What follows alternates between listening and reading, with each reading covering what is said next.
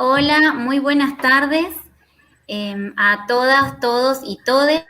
Les damos la bienvenida a este último encuentro del segundo ciclo de conversatorios para estudiantes que hemos organizado desde el Instituto de Formación Docente 802 para Comodoro Rivadavia, Río Mayo, Río Senguer, Sarmiento y Gobernador Costa. En esta semana que se conmemora el Día de los y las Estudiantes. Agradecemos su participación a quienes nos están viendo a través del canal de YouTube y le voy a otorgar la palabra a mis compañeras, a la licenciada Cecilia Morada, que es mi compañera en la Coordinación de Políticas Estudiantiles, y a la ingeniera Viviana Radovic, que es coordinadora de carrera de este instituto, quienes van a ser las moderadoras en el encuentro de hoy.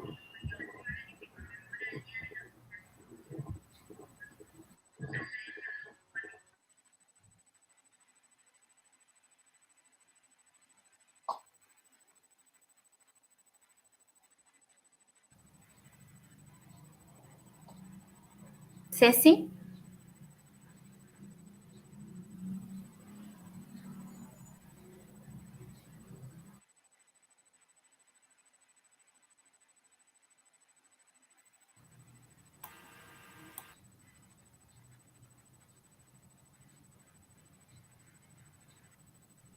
Creo que se le desconectó a Ceci. Bueno, Vivi, ¿querés arrancar vos con las presentaciones? Bueno, voy a arrancar entonces con la presentación de las dos disertantes de nuestro conversatorio de hoy. La profesora y licenciada en Educación Inicial, la profesora Nuria Asensio. Actualmente Nuri se desempeña como supervisora técnica escolar de educación inicial en la ciudad de Comodoro Rivadavia y Radatili. Es profesora de nuestro instituto en Comodoro Rivadavia y anexos. Verónica Peralta es nuestra otra disertante, es profesora de historia, magíster en didáctica de las ciencias sociales, especialista en infancia y juventudes, doctoranda en ciencias sociales. Actualmente Verónica es integrante de la Cátedra Libre de Pueblos Originarios, Afrodescendientes y Migrantes de la Universidad Nacional de la Patagonia San Juan Bosco. Es docente de nuestro instituto también en la Cátedra Historia y Política de la Educación Argentina en 3 profesorados. En el profesorado de Educación Especial con orientación en sordos e hipoacúsicos, el profesorado de Educación Especial con orientación en ciegos y disminuidos visuales, y en el profesorado de Educación Secundaria en Química.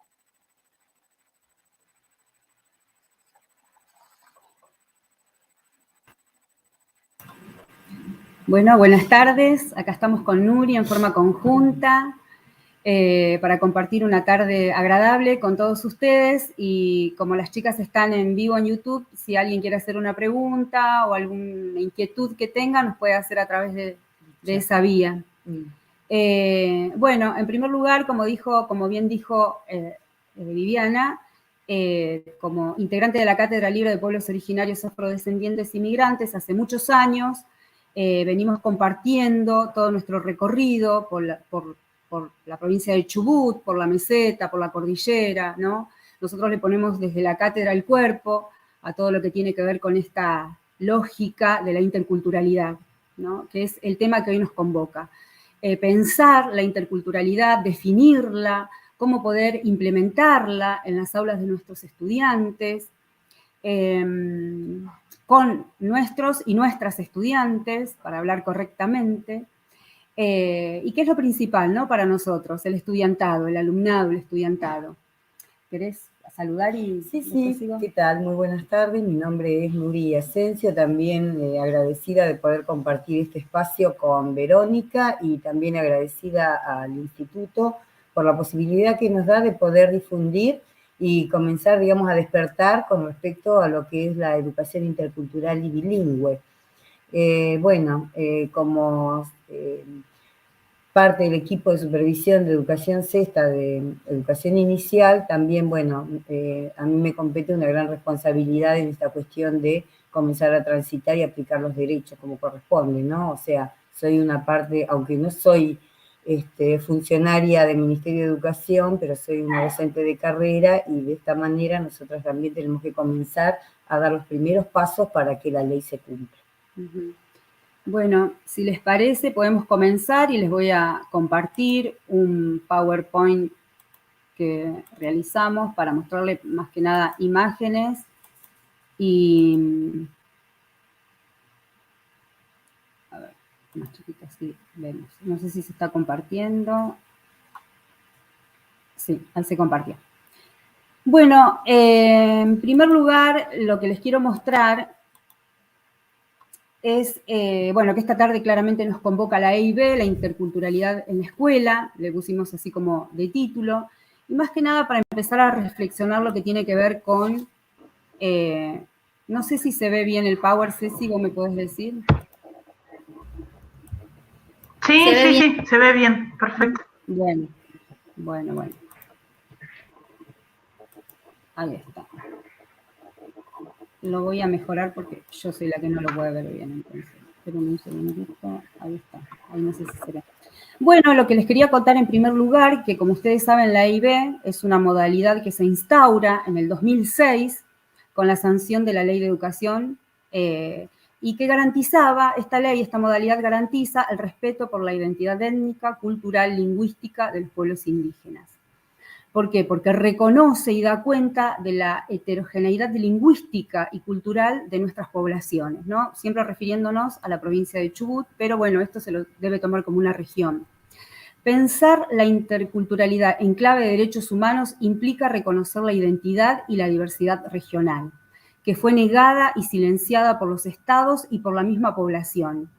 Como ustedes saben, fue negada y silenciada desde 1492 hacia el presente, cuando la colonialidad hizo su inclusión en estos territorios de América con la conquista de América.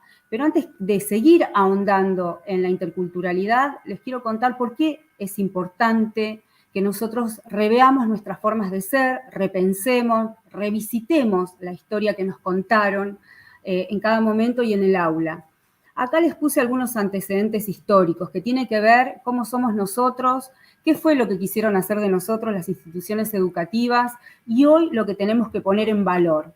Es una diapositiva en donde yo muestro la clasificación humana, ¿no? ¿Por qué debemos poner en valor la interculturalidad? Porque existió a partir de 1492 una imposición cultural, lingüística, formas de ser, pensar y sentir, que tiene que ver con esto, con esta clasificación. Ahí, si ustedes pueden observar, lo voy a señalar con el cursor, hay 16 castas, solamente en esta foto, ¿no?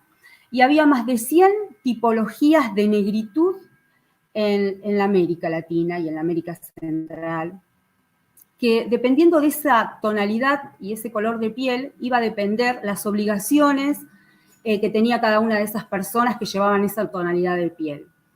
Respecto de esta clasificación racial, esta política racial, ustedes acá, yo, para que vean nada más a manera de ejemplo, puse de esta pareja, ¿no?, que es un español y una mora, salía una mulata. El producto era una mulata. De este mestizo y de esta española salía una niña castiza. Y así había 16 tipologías que se podía dar cuenta para esta época, ¿no? Para que tengamos idea cuál es la política racial que impregnó América del Sur y América Central. Nosotros tenemos esta lógica de crianza y esto se replicó en el sistema educativo hace más de 100 años. Entonces, con esto el EIB viene a discutir, a tensionar cómo somos y qué es lo que queremos llegar a ser, en qué cultura debemos respetar. En ese sentido, ¿no?, como miembro de la cátedra, recuperé algunas ideas y algunas imágenes de nuestras trayectorias, de nuestros seminarios, diversas actividades que hacemos a lo largo de todo Chubut. Ahí está el CIP, el Centro Cultural, en la imagen de abajo es el Museo Ferroportuario, que con la cátedra siempre nos estamos moviendo en todo Chubut. Después tengo otras imágenes en otros lugares de Chubut. Y pensar en esa tipología racial, en esa clasificación humana, es recuperar el pensamiento de Aníbal Quijano, que es un peruano que hablaba del patrón de poder cultural. Ese patrón de poder, esa clasificación humana, se denomina patrón de poder. Ese patrón de poder también él lo llama colonialidad. Y nosotros lamentablemente estamos atravesados por la colonialidad. Esa colonialidad nace en el mismo momento que nace la modernidad en Europa. 1492, ¿no? Es significativa la fecha, sabemos que es la conquista de América. Mientras en América se daba la colonialidad, en Europa se daba la modernidad. Mientras en América se producía el mayor genocidio en la historia de la humanidad, en Europa se producía, digamos, la luz del Renacimiento, ¿no? Con las obras de arte, Miguel Ángel, Botticelli, etcétera, etcétera. Todo lo que tiene que ver con el arte en su máximo exponente. Y en América la conquista calaba profundo con el genocidio este que les comento. Este patrón cultural, y va a imponer la idea de raza, la idea de lo superior, ¿no? En contraposición a lo inferior. Y ellos, los europeos, van a determinar qué es lo inferior y qué es lo superior, qué es lo válido y lo que no es válido, ¿no? Entonces, acá hay una definición muy interesante que plantea Novaro en 2006, dice que la interculturalidad se refiere a ese entre, a una interrelación de diferentes formas de producción cultural en términos equitativos y que debe desarrollarse en condiciones de igualdad, ¿no? Acá es interesante porque acá podemos empezar a pensar la igualdad en términos de aula, en el aula. ¿La igualdad cómo? En el aula nosotros tenemos la presencia de diferentes culturas, y más que nada en Comodoro Rivadavia, pero también en toda la provincia de Chubut. Diferentes culturas que no lo tenemos que ver como un obstáculo, sino que lo tenemos que ver como un beneficio de recuperar esas otras culturas, de respetarlas. De eso se trata la interculturalidad, ¿no? De respetar el valor y poner en valor esa otra cultura, que no solo lo hegemónico, lo poderoso, lo que prevaleció hasta el día de hoy siga estando presente, ¿no? Porque existe lo monolingüe, lo monocultural, como lo único aceptado. Y la diversidad cultural que hoy está claramente marcado en nuestra ciudad, en nuestras escuelas y en nuestras provincias, queda relegada. Entonces, desde la interculturalidad lo que se plantea es mirar ese otro distinto, ese otro cultural distinto. Y también que la colonialidad, va a haber una transformación de esa colonialidad, o por lo menos los primeros pasos de eliminar esa colonialidad tan profunda hacia una interculturalidad, ¿no? Que tienda puentes, digamos. Después acá otras definiciones de interculturalidad que las plantea el mismo Ministerio de Educación, que la sacó en una nueva edición de un libro, de un librillo muy interesante, que pueden googlearlo y está en la página del Ministerio de Educación de la Nación, que se llama Interculturalidad. Es una tirada muy interesante, es una colección de derechos humanos, ESI, de género e interculturalidad, ¿no? Que los invito a que lo puedan leer. Plantea que la interculturalidad no basta con reconocer las diferencias. Lo que dice es que es un camino que no es sencillo, pero hay que tratar de realizarlo, hay que tratar de recorrer ese camino para lograr y poner en valor esa interculturalidad. No, es un proceso, es una perspectiva, es un proyecto, la interculturalidad, que consiste en la convivencia e intercambio de diferencias, de expresiones, de culturas, todo en el marco del respeto, ¿no? En búsqueda nuevamente de esa igualdad. Bueno, continuando un poco, y acá yo recuperé un taller que hicimos en la educación inicial, recuperé estas imágenes que me parecían muy relevantes, pero bueno, claramente puedo recuperar algo de nivel de educación secundaria o educación superior para repensar, ¿no es cierto? Acá es el caso del 25 de mayo, un acto del 25 de mayo, y nos propone el Ministerio de Educación, ¿no? Discutir qué podemos observar en estas imágenes, en estas dos niñas que observamos acá, cómo están caracterizadas en la escena, en el acto en escena, ¿no? En la efeméride, puesta en acto, porque están, digamos, representando y construyendo a la vez una identidad nacional. ¿Y qué características dotan, ¿no? a las docentes en estas dos niñas? Bueno, si podemos observar, lástima que no tenemos el intercambio, pero si podemos observar, vemos a dos niñas vestidas de rojo a lunares blancos, podemos observar que están con un canasto, seguramente la representación de ese 25 de mayo son vendedoras ambulantes. Seguramente, sí, obviamente. Ambas niñas morochas, ¿no? Entonces nosotros nos preguntamos, ¿qué es la representación social? ¿Cuál es la identidad que se quiere construir en el aula cuando se viste a estas infancias de esta manera? Entonces, bueno, ¿cómo están vestidas? Como la hormiguita viajera, ¿no? Esto para pensar en la educación inicial. Están vestidas como la hormiguita viajera. ¿Quién escribió la hormiguita viajera? La escribió Constancio Vigil, dueño de Villiquen, dueño de la Editorial Atlántida. Era este cuento relataba una visión costumbrista de la sociedad y bastante adoctrinadora. Pero bueno, cada uno la puede leer, la pueden googlear, está en la web, al cuento de la hormiguita viajera. A su vez, esta hormiguita es un insecto. Lo mismo que la vaquita de San Antonio. Son dos insectos. En la escala natural, digamos que son insectos, es la menor escala, digamos, sí. Sí, desde lo visual, sí. O sea, es más, y hasta desde la sensación que puede provocar un insecto en algunas personas sí. También, ¿no? En esta cuestión corporal de rechazo muchas veces también, porque la hormiga generalmente no es bien aceptada, ¿no? Más allá de que reconocemos que es trabajadora. Exacto, muy buen aporte ese. Sí, sí. Bueno, y por otro lado, bueno, la vaquita de San Antonio. Entonces, habría que preguntarse acá, ¿qué es lo que quisieron representar las docentes al vestir estas dos niñas con esta ropa?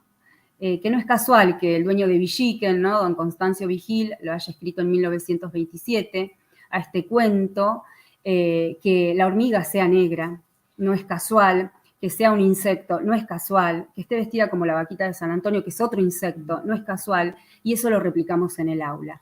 Pero además puede ser otro aporte, que generalmente esto se vio a lo largo inclusive de mi biografía personal, de la nuestra, de la mayoría en la escuela, tenían que presentarse felices, disfrazadas, porque el término es disfrazado, felices, pintadas las caritas de corchito, festejando algo que realmente todavía seguían sufriendo, que era la esclavitud y todo lo que eran, obviamente, los marcos represivos y toda la segregación y que era solamente la fuerza del trabajo para la colonialidad de época. Exacto. Entonces, esto también destacar de cómo la escuela ha venido reproduciendo y sigue reproduciendo, o entrar a escuelas y, por ejemplo, ver todavía imágenes de carabelas de Colón. Exacto. También esa es otra cosa que todavía duele. Sí. Porque no hemos revisado, no hemos entendido, parece. Hay que revisar, hay que revisitar. Exactamente. Otra característica, bueno, ¿no? Como dijo Nuri, representar a estas dos niñas de afrodescendencias, porque así se debe decir, afrodescendencias, afroargentina, afrocolombiana, o como deseen, pero esta afrodescendencia representa la esclavitud, ¿no? A personas esclavizadas, y que es la peor condición humana que puede existir, ¿no? El tráfico. Y Buenos Aires y Argentina no estuvo exento, ¿no? El puerto de Buenos Aires era tráfico de esclavos, o como corresponde decir, de personas esclavizadas. Entonces, la pusimos acá esta diapositiva porque nos parece que puede ayudar a pensar la interculturalidad, ¿no? Para que esto, no digo que no se vuelva a repetir, porque a veces el otro día nos cuestionaban de la educación inicial, nos cuestionaban que los padres piden de qué puedo disfrazar a mi hijo o a mi hija. Entonces, los disfrazan de indiecitos. Bueno, ya se sabe que Colón, cuando llegó a América, creyó llegar a la India, que eso es un error histórico y hay que revertirlo también, porque llegó a América, a lo que después se llamó América, porque en ese momento se llamaba, no tenía la misma denominación. Era Villa Yala, por ejemplo. La Vía Yala, exactamente. América Central, Vía Yala, Tahuantinsuyo para los peruanos. El Gualmapu para nosotros. Tenían otros nombres. Exactamente. Y que cuando se conquista, el que conquista bautiza, ¿no es cierto? Y le pusieron a casi todo nombres que tienen que ver con la religiosidad, porque había que evangelizar también. Claro, fueron aspectos, digamos, también tendenciosos de lo que, digamos, a lo que vino la conquista, porque también uno después puede seguir revisando si realmente hubo algo de ingenuo en querer llegar a la India. Pero bueno, ese es otro tema. Eso es otra cosa. Sí, ya. Pero es parte de lo mismo. Pero es parte de lo mismo, sí. justamente. Sí, sí, sí. Bueno, la idea de poner esta diapositiva era para hacerlas reflexionar por qué es importante la interculturalidad, por qué es importante revisar la diversidad cultural imperante en nuestra ciudad, en nuestra región patagónica también, de Pampa, Patagonia, que no se limita solamente a Chubut, sino que está poblada con una diversidad riquísima y que hay que verlo como algo positivo, no como un obstáculo en la educación. Sí, pero además, perdón, puedo intervenir un poquito también en esto, es decir, estamos trabajando desde lo que somos las comunidades y nuestras culturas vivas, y la escuela todavía sigue replicando, hablando desde el pasado. También de eso podrías comentar algo, Vero, porque realmente fuimos formadas en eso, de que no existieron, de que dejaron de existir, o de que existían de tal manera, se desarrollaban de tal manera, siempre en tiempo pasado. Exacto. Y entonces, esto es lo que tenemos que revertir también hoy desde la educación, sobre todo desde la formación docente, hacia adelante. O sea, estamos vivos. Cuando se produjo lo de la pandemia, el Ministerio de Educación, ¿no?, muy rápidamente operó al respecto y lo que hizo fue entregarles a todas las carteras educativas libritos, librillos, cuadernillos, que hablaban en términos de pasado de los pueblos indígenas, de los pueblos originarios, ¿no? Como que comían, vivían, se alimentaban, todo en términos de pasado. Y bueno, les iniciaron acciones legales, si mal no recuerdo, la provincia de Neuquén, al Ministerio de Educación, y el Ministerio de Educación hace muy poco largó estos cuadernillos que tengo y los puedo compartir o que lo pueden buscar en la web, que se llaman Colección Derechos Humanos, Género y ESI e Interculturalidad, que ahí revierten la visión, se retractan, digamos. En educación inicial, por ejemplo, los cuadernillos, porque yo hice también un análisis y lo elevé a través de la ministra de Educación, Perata, recién asumida, al propio Nicolás Trota en ese momento, donde el prejuicio de la imagen, por ejemplo, mostraba una mujer, una joven occidental, con sus rasgos, digamos, armónicos, como dicen muchos, porque pareciera que los rasgos europeos o occidentalizados son más armónicos. Bueno, trabajando en un laboratorio de química, por ejemplo, y una mujer originaria con todo su atuendo tejiendo. O sea, también estas cuestiones, digamos, del prejuicio desde la imagen, donde van, digamos, parcializando a cada uno, colocándola, bueno, según la imagen, este debería ser su profesión o su trabajo o su lugar, cuando en realidad todos tenemos el derecho, digamos, de desarrollarnos plenamente como seres humanos y no simplemente siendo, digamos, ajustados a lo que es una condición étnica o cultural. O sea, ¿por qué tiene que ser siempre, más allá de que sepas tejer, entelar, por qué te tienen que mandar una imagen, digamos, de una mujer, digamos, estereotipada, exactamente, gracias Vero, exacto, es así, o sea, fue parte de un trabajo que, bueno, lo presenté a través del Ministerio de Educación, nunca tuve respuesta. Bueno. No, por supuesto. No, bueno, pero salieron los librillos, se rectificaron, así que eso está pero fue necesario hacerlo, fue necesario hacerlo porque yo vi también que en un momento dado, con esta cuestión de pandemia, estos errores conceptuales, garrafales, horrorosos, los docentes se transformaron, parecían en diarieros, ¿no? Con el genial, es genial el trabajo del diariero que te lleva el diario y las noticias, que te lo venden en un escaparate, pero parecíamos repartidoras sin haber mirado, sin haber revisado. Entonces, estas son cuestiones también que es parte de nuestra responsabilidad. Si yo recibo un material del ministerio, lo que sea, no lo puedo entregar al libro cerrado. Tengo que tener la responsabilidad de sentarme, mirar, leer, revisar y advertir, en todo caso, ¿no? ¿Qué es lo que yo tengo que adecuar? Fíjense, tengan extremo cuidado en esta actividad que se proponen, fíjense, interpélenla y reformúlenla, porque esto así no puede llegar por ejemplo, a la familia y al estudiante. Claro, que vos le das a la comunidad mapuche tehuelche el librito donde decía que ellos vivían, que ellos comían, Claro, entonces ¿qué? Ya no existen. No existen. No existen, Y exacto. ellos mismos lo están leyendo. Exactamente, ¿no? porque Las esa es la comunidades. intención también, desaparecerte. Claro, Esa claro. es la intención. Bueno, la interculturalidad viene a decir hay una gran diversidad. Estamos vivos. Exacto, y hay Y que tenemos- reivindicar. Y tenemos cultura, y tenemos mucho para enseñar, para que los demás aprendan de nosotros, y así con cada colectivo de minoría, como lo dicen por ahí, ¿no? Sí, que hay que ver esa minoría si es tal. Sí, exacto, no, yo creo que sí. Exacto. Cuando tengamos estadística, bueno. Claro, bueno, hablando de estadísticas, el último censo del 2010 arrojaba, acá tenía los números, que había el 8,7% en Chubut de quienes se reconocían como pertenecer a los pueblos originarios. Y otro prejuicio que hay respecto de eso es que, bueno, no sé si ustedes recuerdan, en el 2010 venían como 2 formularios para llenar. Uno era solamente para las ciudades, que era más breve, y otro era más extenso, que era para la zona de la ruralidad, donde había menos habitantes. Y en ese de la ruralidad, o de menor número de población, decía si se reconoce pertenecer a un pueblo originario. Porque tienen el prejuicio de creer que solamente en la ruralidad hay pueblos indígenas. Y hoy está demostrado, y diferentes investigaciones que estamos haciendo en la universidad, está demostrado que en las urbes es donde más concentración de pueblos indígenas hay, porque llegan a estudiar a las escuelas, a trabajar. La migración interna. La migración interna en la búsqueda de la calidad de vida también. Sí, de otra calidad de vida. De otra calidad de vida sin perder, obviamente, sus propios marcos culturales. Exactamente. Y de eso se trata. Derecho. Exacto. De Ese es el marco cultural.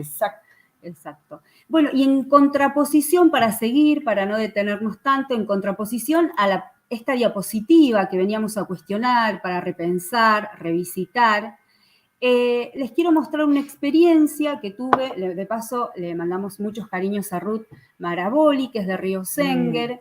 Ella hizo una planificación muy interesante, se acercó a la comunidad de Sacamata Limpichum y pudo contactarse con una familia de allí, en donde la niña se llamaba Millaray, que significa en mapuzungún flor de oro, y recuperó toda la tradición, toda la historia, bueno, toda no, parte de la tradición, parte de la historia, ¿no? Mapuche de la comunidad, de esa familia, para representarla, digamos, en el acto del 12 de octubre.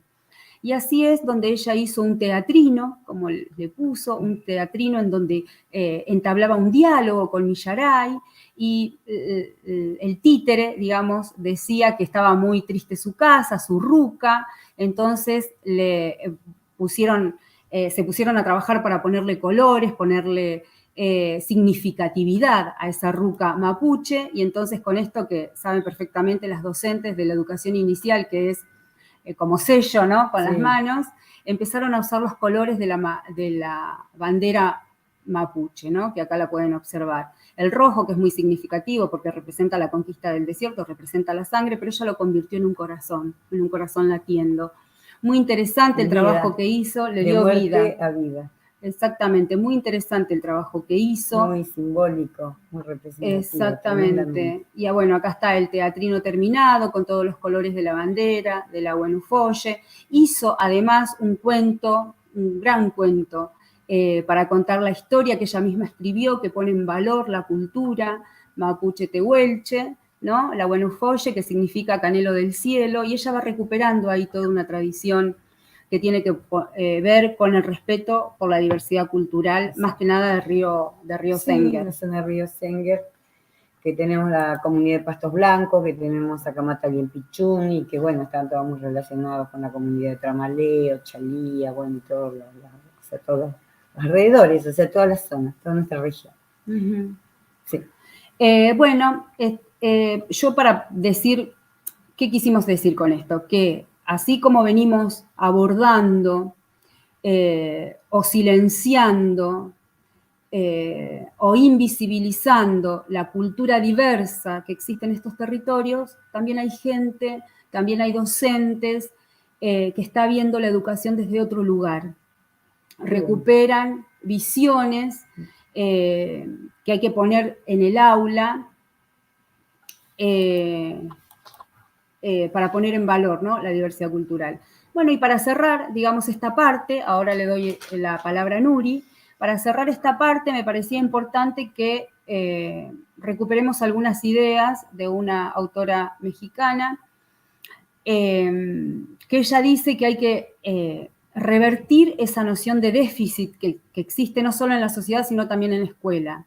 Esa noción de déficit hace creer que el niño, la niña, que están en el aula carecen de algo, ¿no? Y en realidad... Seguimos en el antiguo paradigma. Exacto, bueno. Seguimos tan ahí. Bueno, pero bueno, la idea es que se pueda revertir, ¿no? Exacto.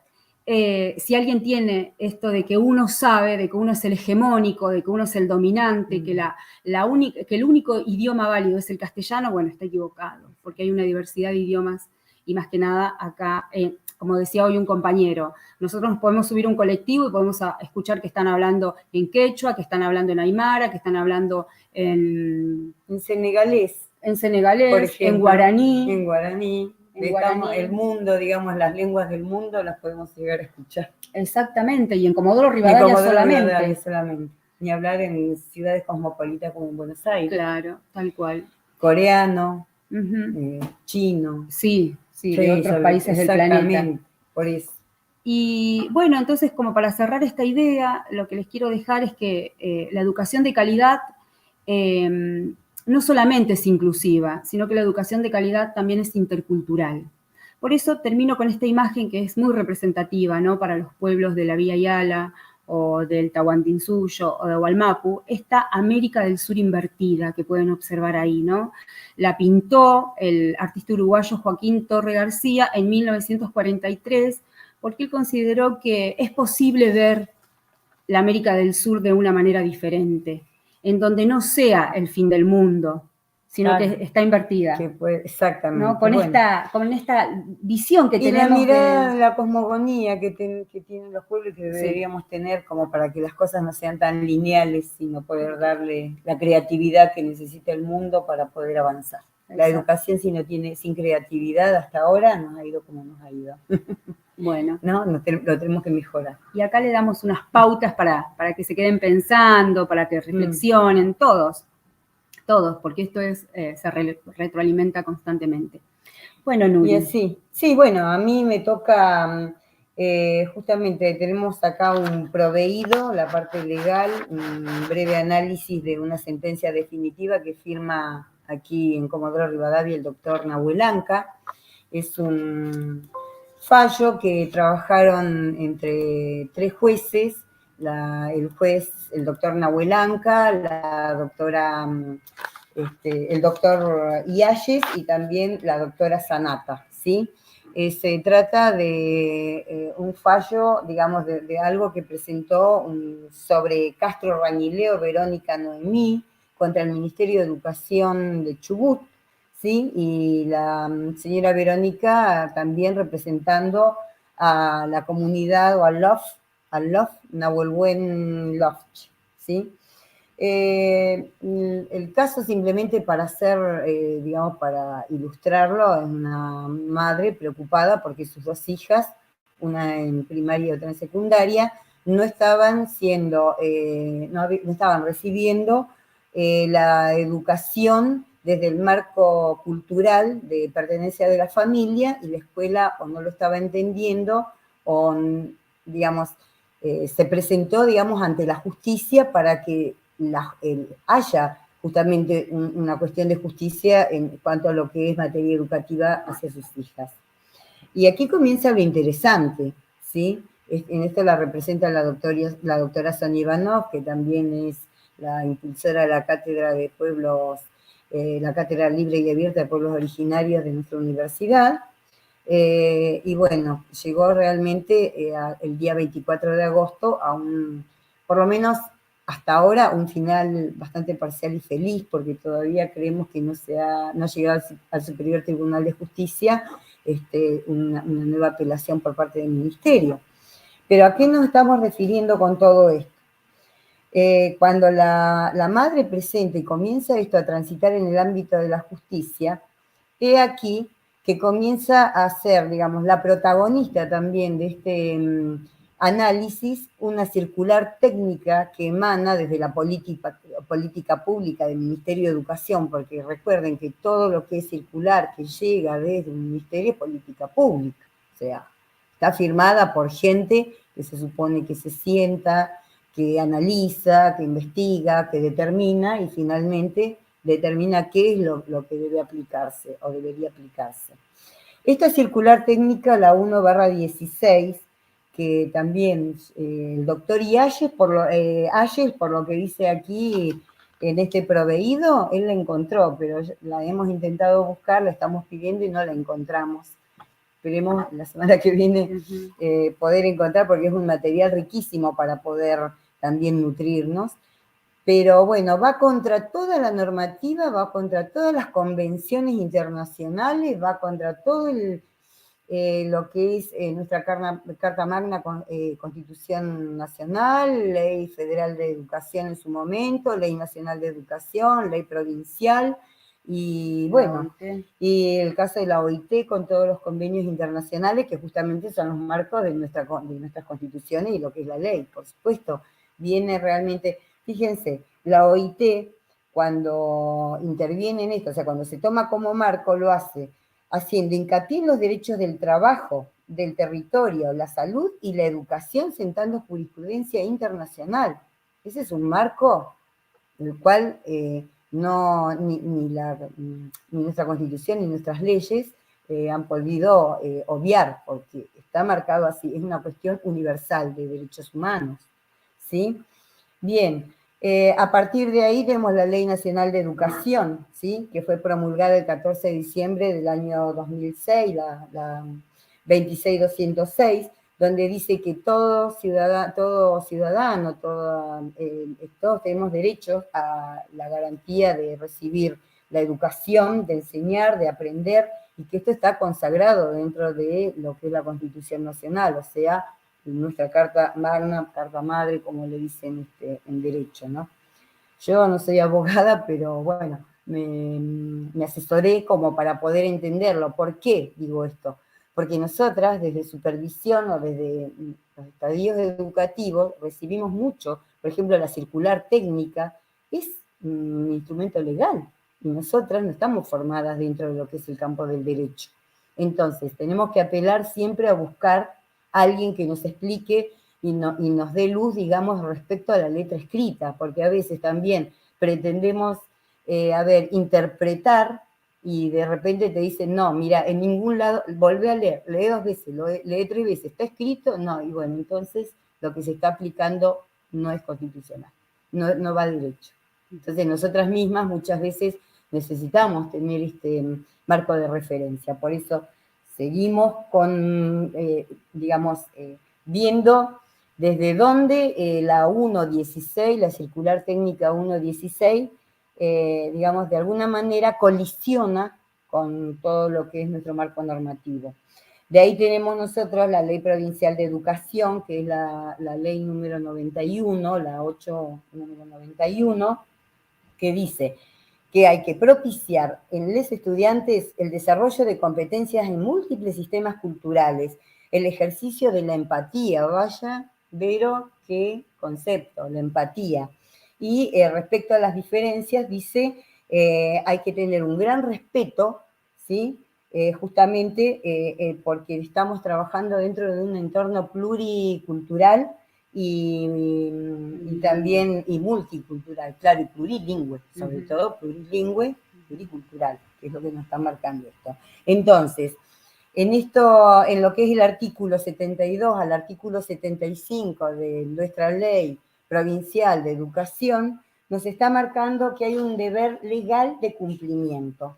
En esto, bueno, ¿qué nos dice, por ejemplo, la ley provincial de educación? En el artículo 72, claramente está declarando como modalidad a la educación intercultural y bilingüe y dice que atraviesa todos los ciclos, niveles y modalidades para garantizar el derecho de los pueblos indígenas, migrantes, que, entre quienes convivimos aquí en nuestra sociedad. Claro. Artículo 73, está expresando los objetivos de la EIB. Artículo 74, la responsabilidad que tiene el Estado, nuevamente, la responsabilidad la tiene desde la Constitución, desde que todo esto debe ser aplicado como un derecho, ¿sí? Pero bueno, ¿sí? Y en este caso, nosotros lo que tenemos también es el artículo 75, donde dice que el Ministerio de Educación de Chubut definirá, previa consulta a través de los representantes de estos colectivos, los contenidos comunes, las orientaciones pedagógicas curriculares, interculturales y plurilingües, además de debería y debe garantizar capacitación. Eso es el Estado, estamos hablando del Estado, la ley lo está diciendo, está escrito, está firmado, pasó por varias instancias para que finalmente tengamos esto. Entonces, cuando volviendo a la circular técnica 1.16 y viendo, digamos, las instancias por las cuales pasó la primera vez, cuando fue rechazada la presentación de la madre Verónica Castro Rañileo, sí, sí. Y bueno, ¿en qué se enmarcan? En que, bueno, está muy bien, dice la circular técnica, o sea, la circular mantiene el espíritu normativo, pero ¿qué dice? ¿Qué resalta? Que para que se aplique, para que puedas pedir un Aquimel Tuchefe dentro de las escuelas, que sería la docente o quien va a compartir el saber, ¿sí? Para que vos puedas, digamos, consultar al quinche o a la quinche, ¿sí? Que es la persona orientadora desde la propia palabra, desde el conocimiento propio de la comunidad a la escuela. Pues esa escuela debe tener superior al 50% de estudiantes de origen de comunidades. Claro, tiene que tener su reconocimiento étnico. Entonces, o sea, en su momento reconoce que está bien. O sea, por eso no comienza, digamos, la apelación. En esta apelación, al caer en este juzgado, bueno, en manos del análisis del doctor Nahuelanca, de la doctora Sanata, del doctor Ialles, tenemos que reconocer, es largo, tiene muchas hojas, es muy interesante, pero yo quiero rescatar y leer puntualmente, por ejemplo, lo que dice acá Ricardo Ayes, el juez. Dice, bajo tales parámetros, la circular técnica 1.16 del Ministerio de Educación de Chubut, agregada en autos y que he estudiado en detalle, por eso consideramos que él la pudo conseguir, entiendo merece en principio un reconocimiento al trabajo efectuado en su elaboración, el que pareciera encaminarse a la efectiva integración a los pueblos originarios, ¿sí? Sin embargo, bueno, y amén, de efectuar en su contenido la cita concreta de normativa convencional y constitucional, como de las demás leyes de rango inferior, tanto nacionales como provinciales, escuchen, yerra, a mi juicio, conceptualmente en determinados aspectos como, por ejemplo, disponiendo la implementación de la EIB en aquellas instituciones educativas que tengan una matrícula de pueblos originarios superior al 50%. Establecer este porcentaje es, a mi juicio, dice el abogado, el juez, equivale a negar la posibilidad de que la EIB entonces se haga realidad. Claro, yo te digo, está todo bien, pero mira, si no tenemos, esta es la condición, más del 50%, ni siquiera llegar al 50%, superar el 50%, dice. Entonces, dice, precisamente la totalidad de la normativa que reseñará en párrafos precedentes procura asegurar el derecho de una minoría vulnerable, que también ese término lo hablamos, sí, vulnerabilizada, vulnerable, vulnerada, bueno, después ahora lo podemos hacer un breve análisis, lo que se echa por tierra al imponer un porcentaje mínimo cualquiera que sea, es verdad, porque si nosotros nos ponemos a pensar, aun si no hay nadie, todos merecemos tener el conocimiento. Exacto, no solamente todos la comunidad indígena. Todos, porque entonces también si estamos hablando de unos nada más, ¿qué pasa con el resto? Exacto, ¿no? Con todo el resto, si no tenés ni siquiera un 0,001 de estudiante en la estadística, Uh-huh. claro. En otras palabras, la noble intención se puede esbozar al Estado provincial, dice, y se desdibuja cuando se pierde el norte que ha de buscarse, cuando en el detalle se tuercen los objetivos que deben seguirse para pleno aseguramiento del derecho que asiste al pueblo originario. Fíjense cómo también estamos hablando de un ámbito, como decimos, tan frío, tan distante, que debe, digamos, justamente son los que deben impartir justicia.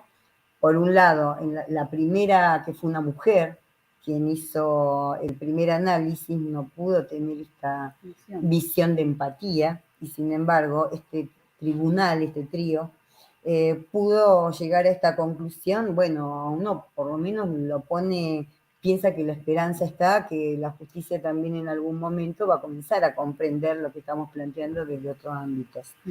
Y entonces, dice, finalmente, ¿qué dice por ello? Dice entonces, es por ello que en coincidencia con el voto precedente resolveré admitiendo parcialmente el recurso de amparo interpuesto y ordenando su libre mandamiento de ejecución. O sea, acá ya está diciendo, esto es lo que hay que hacer, ¿sí?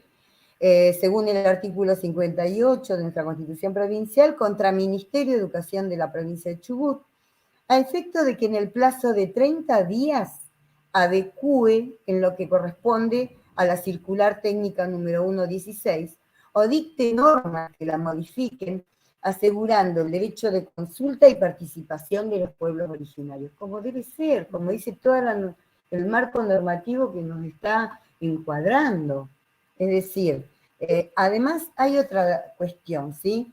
Que dentro de lo que se puede leer es que uno puede hacer una crítica, uno se da este derecho, ¿no? de leer y decir, bueno, que esto fue redactado en forma unilateral, inconsulto, elaborado, sin la participación de sus verdaderos representantes, hacia quién va dirigido también. O sea, no hubo participación, no hubo consulta, y a partir de ahora esperemos que si no hay una apelación en el Superior Tribunal de Justicia, esto comienza a aplicarse. Hay una cuestión también, si estamos hablando de Kimche y de Gimel Tuchefe, ¿de qué estamos hablando? De las cátedras. Esto lo vimos el año pasado cuando tuvimos en pandemia el encuentro con Oficina de Derechos y Garantía, Ministerio de Educación, la Cátedra de Pueblos Originarios, de Derechos Humanos, de aquí de Comodoro, y que nos convocaron a la sexta. Bueno, participé. Una sorpresa para mí, pero sí, uno tiene que reconocer que desde la educación no se ha estado dando respuesta. No podemos considerar a una o dos personas, como dice, ¿no? El dicho en la literatura, una golondrina no se verá, ¿no? Es verdad, no podemos quedarnos en eso. Tenemos que asumir la responsabilidad de nosotros mismos como actores, actrices, digamos, representando, digamos, poniéndonos en el lugar para poder respetar estos derechos. 30 días. ¿Qué irá a pasar, Vero? Porque esto ya se salió ayer. Así que la semana que viene deberíamos tener al menos, nosotras vamos a preguntar desde supervisión inicial si hay algún tipo de novedades en la parte, en el área legal del Ministerio de Educación. Si hicieron una nueva apelación, si lo están haciendo. Pero también hay que ver que si bien esto fue firmado el día 24 de agosto, hay que ver cuándo se notificó el ministerio. A partir de ahí son 30 días.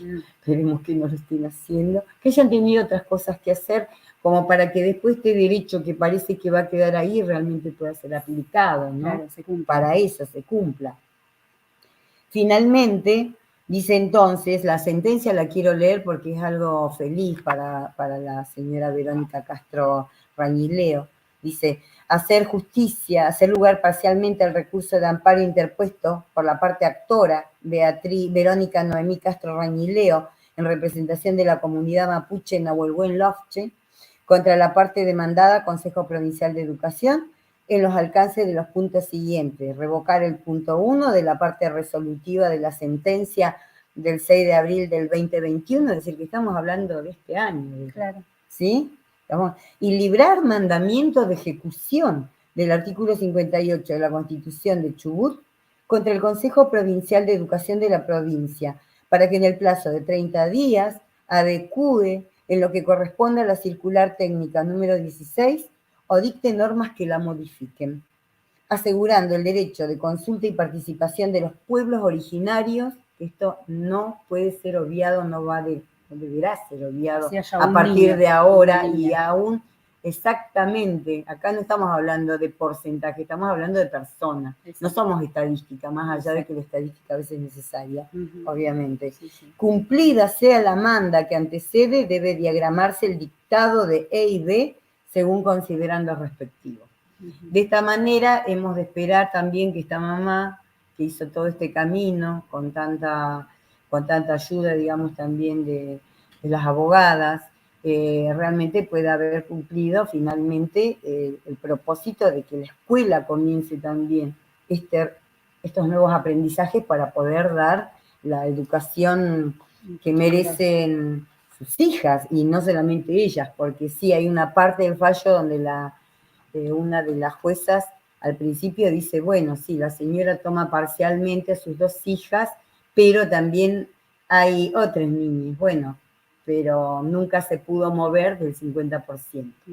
Y ahora sí.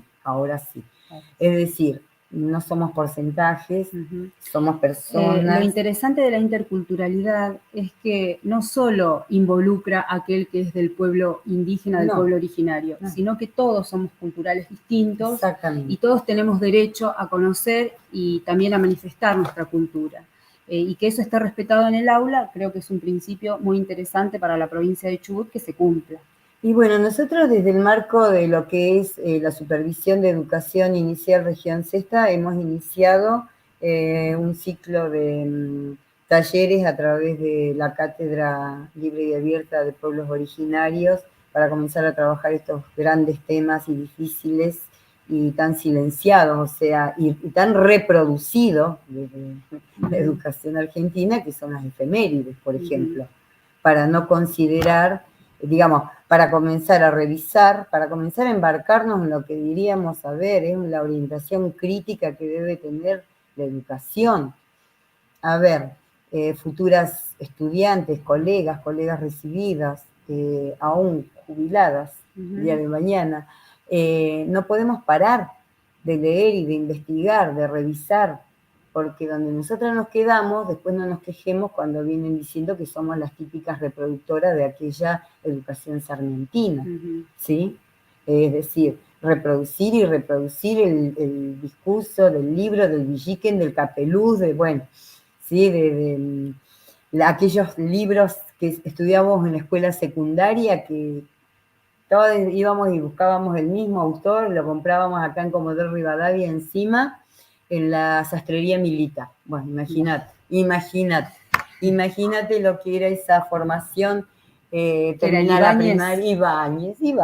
Ibáñez, lo trajiste a mi mente, Ibáñez, sí. Bueno, hay que revisar Ibáñez muy fuertemente porque hablaba del problema del indio, es decir, que crecimos creyendo que era un problema, que éramos un problema, digamos, más allá de que uno sea o no, la autodeterminación del lugar donde uno vive y el autorreconocimiento, que somos un problema.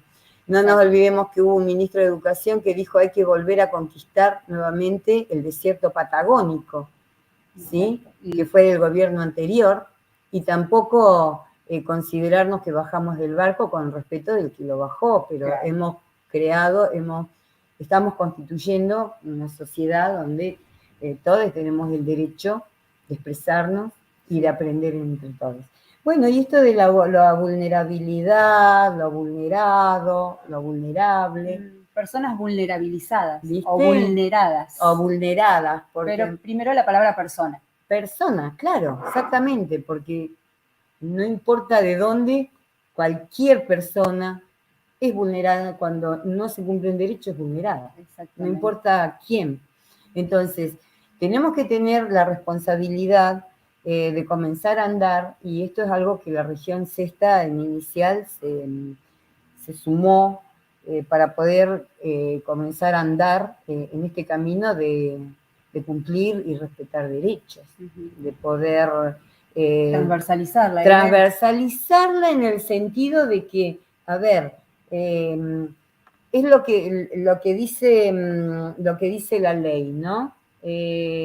Es transversal a todos los ciclos a todos los niveles, ¿sí? No importa, inclusive en la universidad. Yo estoy escuchando también la entrevista a Raimundo Paulet, que dice que también, bueno, la universidad en la formación de los profesorados también está teniendo, digamos, muy presente la cuestión de la IB. Bueno, nosotros tenemos que avanzar desde los institutos de formación y bueno, y después inicial, que es mi campo, es el campo que yo elegí, es el campo que me llena la vida, digamos, dentro de lo que es educación. Creo que es el más sensible porque es aquí donde estamos formando, digamos, la personalidad, la autoestima, la seguridad, y también la podemos transformar hacia lo invisible. Por eso es tan delicado en la educación inicial, ¿no? Dentro de lo que es maternal, infantes, que tenemos que tener una formación, digamos, una seguridad y un conocimiento para no terminar siendo parte también de ese sistema de invisibilización de las personas, porque estamos formando personas, no importa la edad que tengan. Entonces, por eso nos parece tan importante, y como equipo, en este momento somos 3 supervisoras, Claudia Paso y Beatriz Ojedas, las 3 estamos con una compañera que todavía no se recupera post-COVID, complicado, pero bueno, nos hemos puesto a que esto vamos a resistir, hemos resistido, porque para el taller de ustedes también no fue tan fácil, tuvimos que fundamentar, argumentar, explicar, pero finalmente lo logramos, estamos muy agradecidas por ello, así que esperemos tener frutos. Sí, creo que sí. Sembramos la semillita de interculturalidad. Sembrando semillas de interculturalidad, de EIB, de la transversalización de la EIB, así como se transversaliza ESI, que también la EIB debe ser transversalizada en los contenidos. La ESI fundamental y la EIB, porque todo va de la mano, además. Los aprendizajes que tenemos de un lado y de otro realmente. Claro, educación de calidad. Educación de calidad, exacto. Dejemos de hablar hablemos de la buena educación, ahí, en ese sentido, ¿sí? Para salir un poco también del ámbito del lenguaje de la economía, la buena educación y la educación con sentido, la educación con arte, con creatividad, la educación mirando y aprendiendo de otros para que podamos realmente, el día de mañana, como seres humanos, más allá de profesionales, podamos seguir construyendo cosas como las que pretendemos, ¿no? Bueno, ya estamos en horario, esperamos que les haya gustado nuestra charla, quisimos hacerla lo más cordial posible, que se entienda, cualquier duda o inquietud nos pueden escribir. No sé, Cecilia, si estás viendo, si estás ahí, Valeria, Viviana. Sí, después de algunos problemitas, acá estoy. Quería decirles que, bueno, que nos proporcionan, nos dan una nueva perspectiva de la EIB desde un marco integral, ¿no? Y esto es sumamente importante en formación superior, porque, bueno, trabajamos con subjetividades y trabajamos con historias de vida, ¿no? Y yo pensaba, ¿no? Mientras ustedes desarrollaban la temática, qué interesante es pensar y repensar las prácticas educativas que realmente consideren a la niñez como sujeto de derecho, ¿no? Implementando la EIB, que podamos realmente llevar adelante estas prácticas inclusivas, ¿no? En un marco amplio de derechos humanos, que nos permitan, bueno, construir una nueva visión, ¿sí? En la intervención. Es sumamente importante. Estábamos viendo que hay algunas preguntitas ahí en... Sí, acá tenemos para Nuri, para Verónica, la pregunta de uno de los participantes. ¿Qué cuestiones podrían sugerir cuando en la escuela pública estatal aún se mantienen en ciertas prácticas docentes, en rituales y microrrituales en distintos niveles del sistema educativo, la construcción de una identidad nacional? Ahí está. Bueno, lo que estuvieron hablando las chicas, pero bueno, sí, bueno. no tienen por qué entrar en choque la identidad nacional. Es algo que nosotros no vamos en contra de la cultura argentina, ni de la argentinidad. No tienen por qué entrar en choque. De hecho, nosotros somos argentinas. Sí. Sin embargo, defendemos la interculturalidad. Son cosas paralelas que se pueden llevar tranquilamente, paralelamente. Por ejemplo, hace poco en Sarmiento no querían jurar a la bandera una niña mapuche y la directora, a pesar de todo, dijo respetar, ¿no?, el derecho de esa familia por toda una tradición que tiene que ver con el genocidio indígena de Pampa Patagonia, y se respetó que la niña no jurara la bandera, que ese día esté presente, que tenga la abuelo Folle, ¿no?, en su brazo, la representación de su cultura, pero no tienen por qué estar enfrentadas, sino que tienen que ser complementarias ambas culturas, la identidad argentina, ¿no?, la que nos atravesó, la que nos formó, pero que seamos críticos también, y con otras culturas que transitan día a día por nuestra ciudad, por nuestros lugares de trabajo, en los lugares en donde nos desarrollamos nuestras vidas. Claro, el tema tiene que ver con eso justamente, con la autodeterminación también, que no quiere decir colisionar con lo otro, porque bueno, sabemos que dentro de lo que es el campo legal necesitamos un documento y todavía no podemos hablar de pueblo-nación mapuche con un documento, por ejemplo, de pueblo-nación mapuche, sino que salimos con nuestros documentos argentinos. O sea, hay una legalidad que no significa que tenga que colisionar con lo que es la autodeterminación de las personas, ¿sí? A nosotros nos pasó, por ejemplo, también en un CPB, que siempre por casualidad un supervisor, un docente se entera, también se le hizo sacar los aretes a una niña. La niña se lo sacó, después llega el papá y el papá plantea que son parte del ornamento, ¿sí?, de la mujer del pueblo mapuche. Entonces, lejos de que esto haya generado una rispidez o haya generado, fue al revés, la escuela lo toma, lo aprende, vuelve, digamos, y estamos hablando de una escuela, bueno, argentina, un CPB local, y comenzó un ciclo de trabajo a partir de la propia palabra, que a partir de hoy, o sea, de ese momento, esta docente ha comenzado a transversalizar de manera focalizada y con una intencionalidad clara lo que para ella es la EIB y el respeto a cada uno. O sea, no creo, por ahí a lo mejor la problemática o el conflicto se puede tener de manera personal, pero no creo que sea de manera colectiva. Yo pensaba, quería hacer un aporte, si me permiten. Sí. Escuchaba atentamente y en un momento hicieron referencia, a la educación sexual integral. Pensaba que, en esto de la transversalización de la IB y que debería ser como la ESI, y pensaba que como con la ESI requiere también una cuestión de revisión, ¿no?, bastante personal, como de pescar estas cuestiones que tenemos tan impregnadas y que a veces no las registramos, no las hacemos conscientes, ¿no?, y poder reflexionar sobre eso y desde ahí dar impulso a la modificación, a la cuestión de las prácticas, ¿no? Y esto que vos traías, Nuri, de este ejemplo del CPB, está bueno porque ante una situación que te interpela así, ¿no?, y que te digamos, abre los ojos, después podés revisarte y revisar tus prácticas. Me parece que estos espacios, los espacios de sensibilización que ustedes están promoviendo, de sus saberes, ambas las escuchábamos y bueno, es un placer, saben mucho sobre esto. Pensaba que estos espacios de sensibilización son fundamentales y sobre todo en lo que tiene que ver con formación docente.